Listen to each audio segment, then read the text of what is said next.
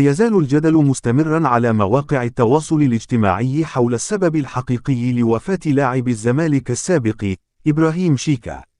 وقد تصاعدت الشكوك بعد أن تقدمت والدته ببلاغ رسمي تطالب فيه باستخراج جثمانه وعرضه على الطب الشرعي، معربة عن اعتقادها بوجود شبهة جنائية، وتحديدا سرقة أعضاء من جسده. أكدت والدة شيكا في بلاغها أنها تشتبه في أن ابنها تعرض لسرقة كلية وفص من الكبد بعد وفاته.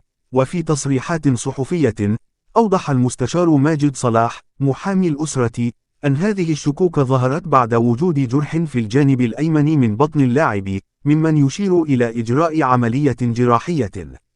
ويزعم المحامي أن زوجة شيكا هبة التركي أخفت التقارير الطبية والفحوصات الخاصة بحالته، ممن زاد من شكوك العائلة. وتدعم هذه المزاعم أيضا شائعات متداولة عن دخول شيكا عيادة طبيب كلا لإجراء عملية جراحية، وهو ما يناقض ادعاءات عائلته بأن سبب وفاته كان مرض السرطان.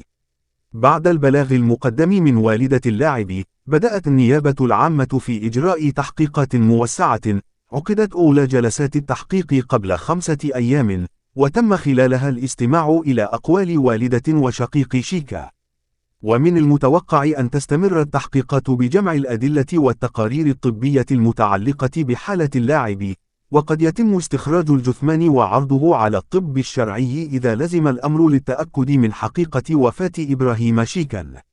وأكد المحامي أن الإجراءات القانونية تسير في مسارها الصحيح لكشف ملابسات القضية وطمأنة قلب والدة اللاعب التي تسعى لمعرفة الحقيقة الكاملة حول وفاة ابنها.